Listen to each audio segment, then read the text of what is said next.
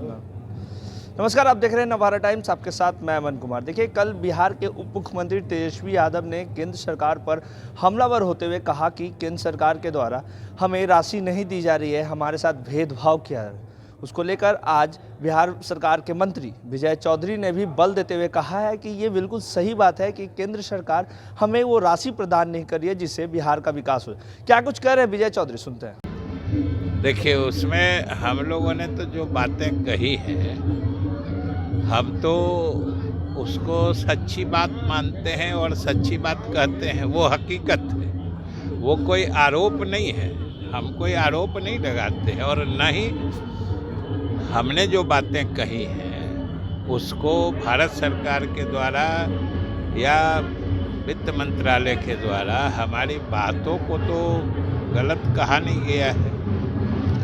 और हमने तो स्पष्ट कहा है कि हमारे जैसे प्राकृतिक संसाधन सीमित संसाधन है। बिहार गरीब प्रदेश है, लेकिन हमने सीमित संसाधनों में भी जो नीतीश कुमार के नेतृत्व में तरक्की की है, अन्य विकसित प्रदेशों की तुलना में भी हमारा विकास दर अच्छा है, राष्ट्रीय औसत से भी ऊंचा है।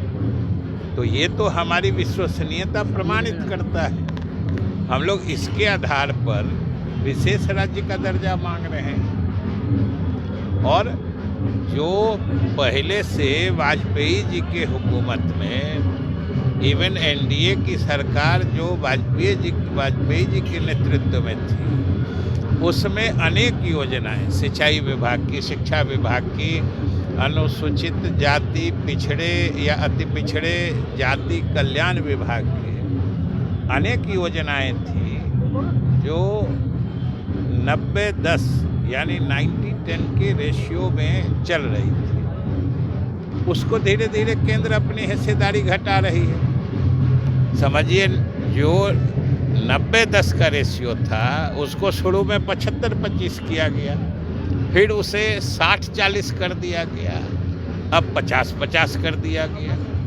ये तो एक तरह से केंद्र सरकार अपनी जिम्मेदारियों को सिकोड़ रही है, जो इससे राज्यों के जो संसाधन हैं उस पर वित्तीय दबाव बढ़ रहा है। और राज्यों के तो सीमित संसाधन होते हैं, उसमें भी बिहार जैसे प्रदेश के। कैसे निपटेंगे सर इससे, अगर जो परिस्थितियां खड़ी हो रही हैं? निपटेंगे, हम लोग तो उम्मीद करते हैं कि केंद्र सरकार को इंसाफ करना चाहिए।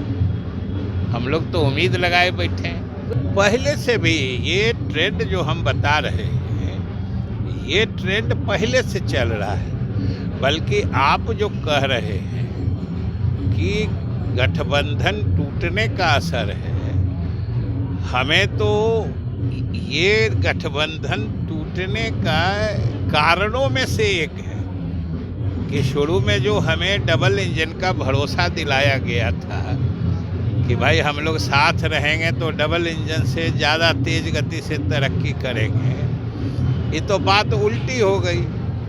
जो दूसरा इंजन लगा वो बिहार के विकास के गति को पीछे की तरफ खींचने लगा दूसरा इंजन। तो ये तो तेज करने के बजाय उसकी गति धीमी कर दी गई। तो गठबंधन टूटने की बड़ी वजह इसलिए एक स्वाभाविक रूप से एक कारण ये भी था कि ये हम लोगों का उस गठबंधन में रहने का जो बिहार के प्रति इंसाफ मांगने की बात थी, वो बिहार को इंसाफ मिला नहीं। और दूसरा कोई कारण नहीं था। उनकी नीतियां, उनके कार्यक्रम ऐसे थे जो सैद्धांतिक रूप से हम सहमत नहीं हो सकते थे, इसलिए गठबंधन तो सुना आपने, विजय चौधरी ने कहा है कि बिल्कुल सही बात है कि केंद्र सरकार हमारे साथ दोहरी नीति अपना रही है।